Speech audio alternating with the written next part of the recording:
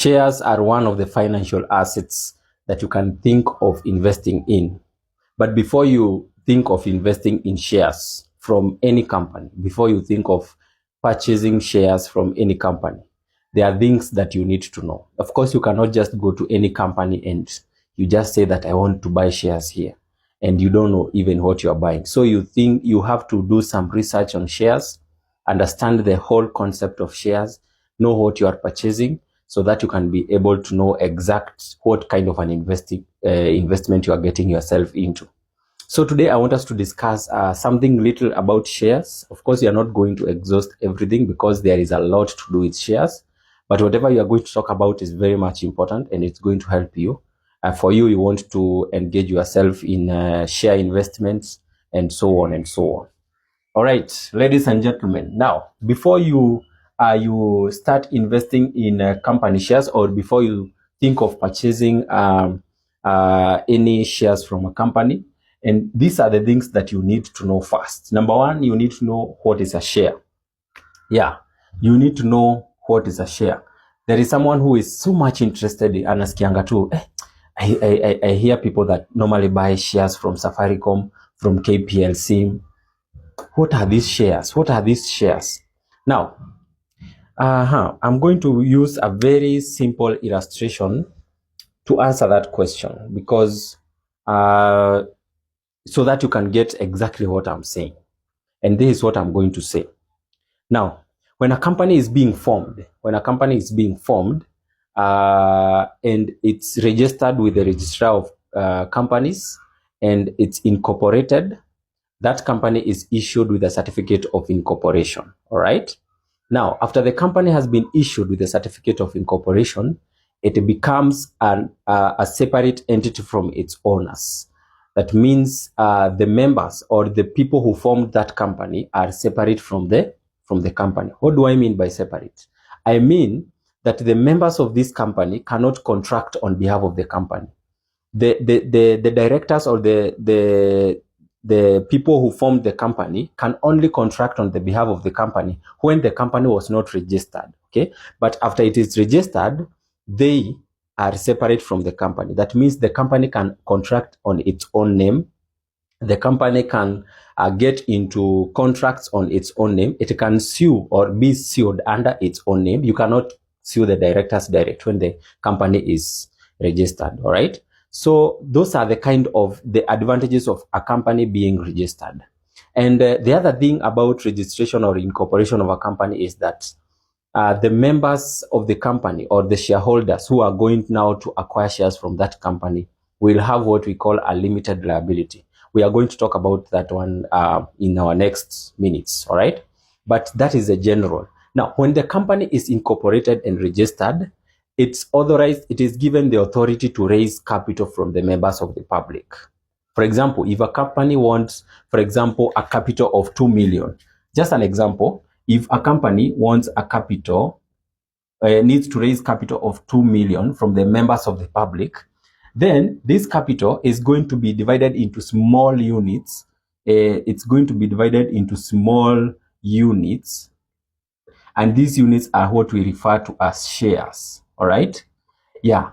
So it's going to be divided into small, very small units. And these units are indivisible. They cannot be divided further. And these units are known as shares. And these now are of course, it depends. The units, they can come up with the shares or the units they need, depending on the capital the company needs. If the company needs 5 million, 10 million, 2 billion, 1 trillion, it depends with the capital needed by the company. But there is a minimum share that you can access, you can hold in a company, but I don't think there is maximum, not unless the company don't want to collect any capital from members of the public. That's when it's not going to issue shares. But the issue of shares is due to the company needing to collect capital that is needed in the company from the members of the public. Now, the only companies that are now, before I go to whatever, now once you acquire these shares, when you buy these shares, now you become what we call a shareholder. When you purchase shares from a company, you become a shareholder or a member of the company, you become a shareholder or a member of the company, or even you are also referred to as the owner. You are also referred to as owner of the company. You own that company. And that's why when the company goes into liquidation or when the company underperforms, you are limited up to the shares that you hold in that particular company. But your personal assets is not going to be affected if the company goes into liquidation or debts, because remember, the company is a limited liability, all right? And it's separate from its owner. So the only liability is up to the shares that you hold in that company and any other shares that you hold and has not been paid. If there is shares that you subscribed and you did not pay for them, then you will be required to pay for those shares, because your liability is limited to up to that particular yeah. So that is all about how you become a shareholder. So the collection of capital, then they are formed into small units called shares, and that's those shares as what are issued to the members of the public. And when the members of the public subscribe to the shares and of course pay for them, they become what we call shareholders or owners of the company. And of course, a company is led by directors who can be shareholders. Of course, that one is done during annual general meeting. We have so many classification of shares, but we are not going to dwell so much into them. You know, about shares, it has a lot of information, and we may not exhaust even in 10 videos. We cannot exhaust shares about in 10 videos, but of course, as we keep going, we keep on learning. All right, so that is the first thing. Now because you know, now that you know what is a share, the second thing to do is to know is the nature of the company. The nature of the company.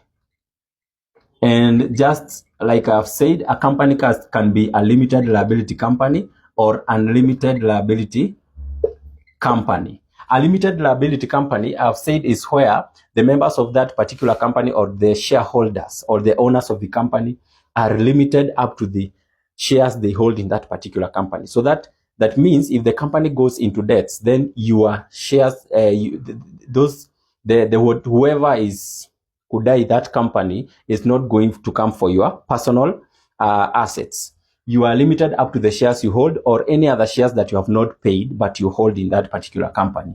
For unlimited liability company, here it's very risky, because when the company goes into debt and liquidation and it's not able to pay its debts, then even the personal items of the shareholders or the owners of that company are going to be taken part of the items to pay the debt. So your personal items and assets, maybe land, vehicles, and so on, may become part of the assets to pay these debts. So whenever you want to purchase or join a company, you need to ask yourself whether it's a limited liability company or it's an unlimited liability company. Remember, when even the company is underperforming and the share price has gone down, remember your shares go down also.